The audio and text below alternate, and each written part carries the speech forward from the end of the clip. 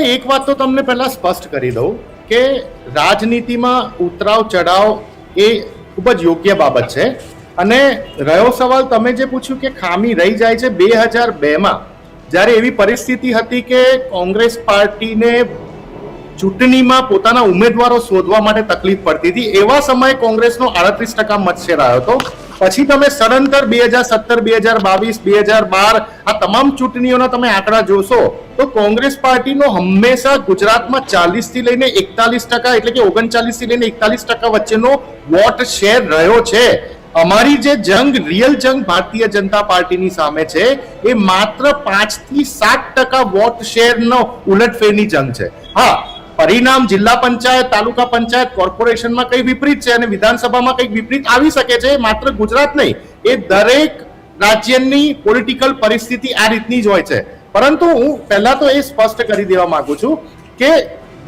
લોકસભાની ચૂંટણી આપણી સામે 2024ની બહુ દૂર નથી ગઈ એ સર્વશ્રેષ્ઠ એક્ઝામ્પલ છે તમે જો કે કોંગ્રેસને જે રીતે તમામ જે ચેનલો હતી એક્ઝિટ પોલમાં કોઈ કોંગ્રેસને 50 સીટ બતાવતું હતું કોઈ 40 સીટ બતાવતું હતું કોંગ્રેસ 100નો આંકડા સુધી પહોંચી અને ઇન્ડિયા ગઠબંધન 240ના આંકડા સુધી પહોંચ્યા અયોધ્યાથી લઈને રામેશ્વરમ જ્યાં જ્યાં પ્રભુ શ્રીરામના પાવન પગલા ગયા ત્યાં તમામ જગ્યા ઉપર ભારતીય જનતા પાર્ટીની હાર થઈ અને મીડિયા હાઉસમાં હું પર્ટિક્યુલર ગુજરાતની વાત નથી કરી રહ્યો પરંતુ દિલ્હીના ડિઝાઇનર મીડિયા હાઉસમાં તો ચર્ચા એવી હતી કે જ્યારથી રામ મંદિરનું નિર્માણ થયું ત્યારથી હવે ઇન્ડિયા ગઠબંધનનું પતન છે પણ રિઝલ્ટ આખું ઊંધું આવ્યું મહારાષ્ટ્ર લઈ લો તમે રાજસ્થાન લઈ લો ઉત્તર પ્રદેશ લઈ લો ત્યાં સૌથી મોટી જો કોઈ પાર્ટી બનીને ઉભરી હોય તો ઇન્ડિયા ગઠબંધન હતું એટલે રિઝલ્ટ ક્યારે પણ ચેન્જ થઈ શકે છે લોકોની અંદર આક્રોશ છે ગુજરાતમાં કોઈ પ્રોબ્લેમ નથી સબ ચંગાસી એવી પરિસ્થિતિ તો છે નહીં દીક્ષિતભાઈ ખાલી ને ખાલી ભારતીય રાષ્ટ્રીય કોંગ્રેસે લોકોની વચ્ચે જઈને અમારા કાર્યકર્તાઓ જે અત્યારે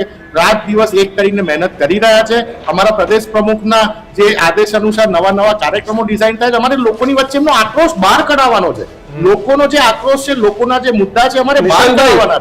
છે અને હેમંતભાઈ તમે 2024 લોકસભાની વાત કરી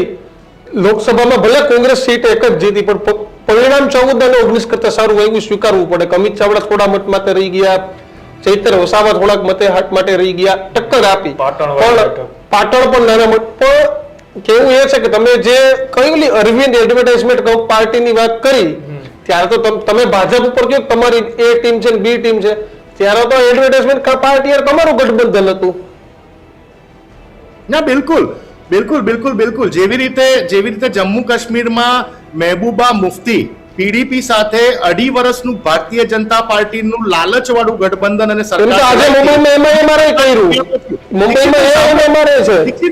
મજા આવશે દીક્ષિતભાઈ 2 મિનિટ અને પછી ભારતીય જનતા પાર્ટી પ્રધાનમંત્રીજી ગૃહમંત્રી શ્રી જે રીતે પીડીપીને મહેબૂબા મુફ્તીને આતંકવાદી ગણાવવાનું ચાલુ કર્યું ગઠબંધન તૂટ્યા પછી અકાલી દળ સાથે ગઠબંધન હતું અકાલી દળ સાથે ગઠબંધન તોડ્યા પછી અકાલી દળના નેતાઓને જાણે કે તમે જો કે એક ટેરરિસ્ટ નો ત્યાં ડ્રગ્સ નો વેપલો ચલાવતા હોય એ રીતે બાબતો બહાર કાઢવાની એટલે આ તો રાજકારણની વાત છે લોકસભા વખતે બનેલું હતું ઇન્ડિયા ગઠબંધન એનો એકનો એક એમ હતો કે ઇન્ડિયા ગઠબંધન લોકસભામાં સારું રિઝલ્ટ આવે પાર્ટીઓ અંદર લડીને પોતાના મતોનું ધ્રુવીકરણ ના કરે ને એ જ વસ્તુ એનડી ગઠબંધને કરેલું છે એનડી અલાયન્સે શું કર્યું આ ભારતીય જનતા પાર્ટી એકલા હતા તો દીક્ષિતભાઈ લડી નથી કોઈ જગ્યાએ લડી હોય તો મને કહી દો ભારતીય જનતા પાર્ટી પણ નીતિશ નાયડુ ડિપેન્ડન્ટ પાર્ટી બનીને જ બેઠી છે ને અત્યારે 200 300 400 સીટોની વાત કરવા વાળા 240 પર આવી ગયા અને અત્યારે એક પગ એમનો નાયડુના દરિયામાં છે ને એક પગ એમનો નીતિશના દરિયામાં છે બંનેમાંથી કોઈ એક મગર આવીને પગ થઈ જાય એટલે પૂરું છે ગમે ત્યારે સરકાર પણ એવી પરિસ્થિતિ વાત એ નથી ગુજરાતની આપણે વાત કરીએ છીએ તો ગુજરાતમાં પણ હું તમને આ એક્ઝામ્પલ મેં લોકસભાના પરિપ્રેક્ષમાં એટલા માટે આપ્યું દીક્ષિતભાઈ કે રાજકારણમાં બધું સંભવ છે અને જ્યારે ભારતીય જનતા પાર્ટીના અત્યારે નેતાઓમાં જે પ્રમાણેનો અહંકાર તમારા કેમેરા બતાવે છે જે પ્રમાણે તમે જો કે કોઈ જગ્યા ઉપર નાની બાળકીથી લઈને કોઈ મહિલાનો રેપ થતો હોય એમાં ભારતીય જનતા પાર્ટીના નેતાઓ સામેલ થતા હોય એમને બચાવવામાં આવતા હોય તમે જો કે મનરેગાના કૌભાંડો થતા હોય દાહોદ હોય ભરૂચ હોય એમાં ભારતીય જનતા પાર્ટીના એમાં મંત્રીના પુત્રોને જેલમાં પૂરીને દાખલો તો સેટ કર્યો ને મંત્રીનું મંત્રી પદ લઈ લીધું પુત્રોને જેલમાં પૂરી દીધા અચ્છા જેલમાં પૂરવાથી દીક્ષિતભાઈ ગરીબોના પૈસા જે ચાઉ થઈ ગયા ગરીબોના પૈસા 75 કરોડ થી વધુ રકમ 1000 કરોડ સુધીના કૌભાંડો ગરીબોના જે મહેનતના પૈસા ચાઉ થઈ ગયા પાછા મળશે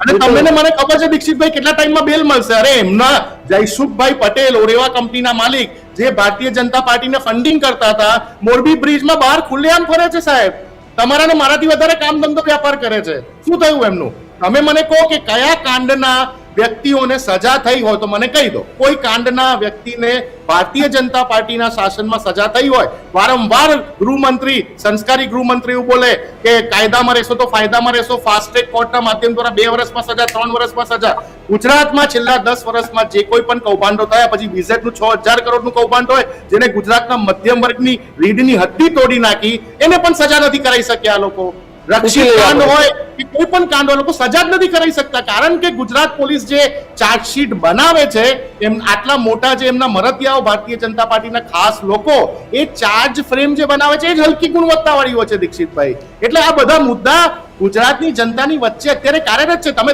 મોટા ઉપાડે 10,000 કરોડ ખેડૂતોના દેવા, 10,000 કરોડ ખેડૂતોને સહાય આપીશું. સાહેબ, વીઘે 3500 રૂપિયા બી નથી મળ્યા. આમ તો ઓફિશિયલી વીઘે 3500 રૂપિયા હોય. તમે તો દીક્ષિતભાઈ ગામડાઓમાં ફરો છો, પૂછો ને તમે ખેડૂતોને કે શું એમને વીઘે 3500 રૂપિયા મળ્યા છે? કોઈને 1000 રૂપિયા, કોઈને 1500 રૂપિયા. આ રીતે તમે ખેરાતો કરી છે. અને મોટા ઉપાડે આ ભારતીય જનતા પાર્ટીના પ્રવક્તાઓ બોલવા આવતા હતા 10,000 કરોડ આપી. અરે ગુજરાતમાં 30 વર્ષમાં તમે ખેડૂતોનું એક વખત દેવું માફ નહીં કરી શક્યા? અરે અમારી સરકાર ગમે તેવી હતી મનમોહનસિંહની, પણ અમે 72,000 કરોડનું કેન્દ્રીય દરેક ખેડૂતનું દેવું માફ કર્યું હતું સાહેબ. 72,000 કરોડ કોણે કીધા? પ્રધાનમંત્રી મોદીજી તો 72,000 કરોડ કદાચ બોલી પણ નહીં શકે, ખેડૂતો વિશે વિચારી પણ નહીં શકે. ઉલટાનું તમે 3 કાળા કાયદા લાવીને ખેડૂતોને તમે બરબાદ કરવાનું કામ કર્યું. આજે ભારત દેશમાં દરેક કલાકે 1 થી 2 ખેડૂત અને ખેત મજૂરો આત્મહત્યા કરી રહ્યા છે. ગુજરાત કુપોષણના મામલામાં 4થા ક્રમાંકે આવી ગયું. તમે જો ગુજરાત વિદ્યાર્થીઓની આત્મહત્યાના મામલામાં 7મા ક્રમાંકે આવી ગયું. મહિલાઓ પર થતા એસિડ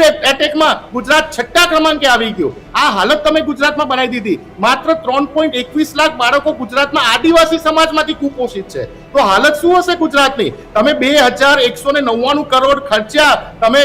પ્રવેશોત્સવના નામે, તો પણ ગુજરાતનો ડ્રોપ આઉટ રેશિયો 341% વધી ગયો. આવી ગુજરાતની શાળાઓની હાલત કરી નાખી. જે 1700 પ્રાઇમરી શાળામાં એક જ પ્રાથમિક શિક્ષક હતો, આજે 2900 પ્રાથમિક શાળાઓ એવી થઈ ગઈ કે એક જ પ્રાથમિક શિક્ષકથી ચાલે છે. તો ગુજરાત મોડેલની ચર્ચા આપણે કયા વિષયમાં કરવી દીક્ષિતભાઈ? આપણે મને સમજાવી દો. આપણે હેમંતભાઈને પૂછી લઈએ. નિશાંતભાઈ, સમયનો મારી પાસે પણ અભાવ છે, આપણે હેમંતભાઈનો જવાબ લઈ લઈએ.